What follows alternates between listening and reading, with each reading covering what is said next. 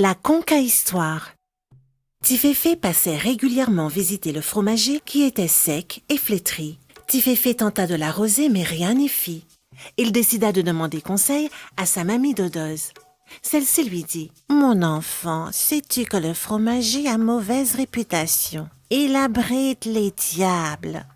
Je crois que celui-ci est magique, mais que dois-je faire pour en être sûr?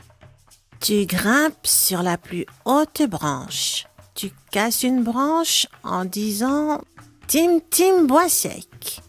Il me parlera? Mais non, mon petit, il t'écrira. Tiféfé éclata de rire.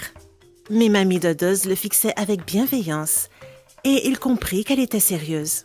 C'étaient les vacances et son père était en mer. Il fonça voir son arbre, se rappelant les instructions de sa grand-mère. Il grimpa sur la plus haute branche et vit une branche fine, la cassa et dit « Tim, Tim, bois sec ». Rien ne se passa. Il descendit dépité. Comment un vieil arbre malade, sans main ni doigts, pourrait-il m'écrire? Alors, des lettres apparurent sur le tronc. D'histoire je me nourris, de soleil, de lune, de terre, de volcan, de génie, je m'épanouis. Au nombre de 6, je resplendis et m'emplis de magie. Tiféfé fut fort surpris par ces mots qu'il mémorisa sans en comprendre le sens.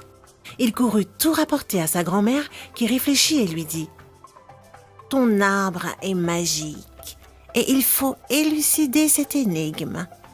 Si la nuit porte conseil, la mer ramène les idées sur la rive. » Confiant en la science de sa grand-mère, il alla le lendemain marcher pieds nus sur la plage en attendant le retour de son père.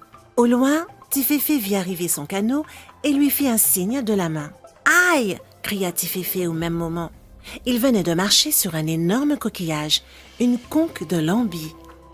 Il le ramassa et se dit « Il est lourd et pourtant il est vidé de son mollusque. » Dans cette île, en forme de papillon, on soufflait dans la conque comme dans une trompe pour prévenir de l'arrivée des pêcheurs avec leurs gommiers remplis de poissons. Mais quand Tiféfé souffla, aucun son n'en sortit. Il la colla à son oreille pour vérifier si au moins on y entendait la mer ou le vent. Alors une voix venue des fonds marins lui parla. « Sais-tu comment le soleil est né ?» demande-t-elle. « Non, je n'en sais rien. » Alors je m'en vais te souffler ce conte. Et la merveilleuse voix marine lui conta la création du soleil.